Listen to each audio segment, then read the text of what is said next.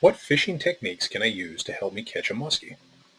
To begin with, casting and retrieving is popular. Try using large, flashy lures, trying different retrieval speeds and actions to entice strikes. Second, try trolling, so you can cover larger areas of water with crankbaits or large spoons, trying different depths. Finally, use the figure eight if you have a muskie that follows your lure but does not strike. Using a figure eight motion with your rod tip at the end of the retrieve can provoke a reaction strike.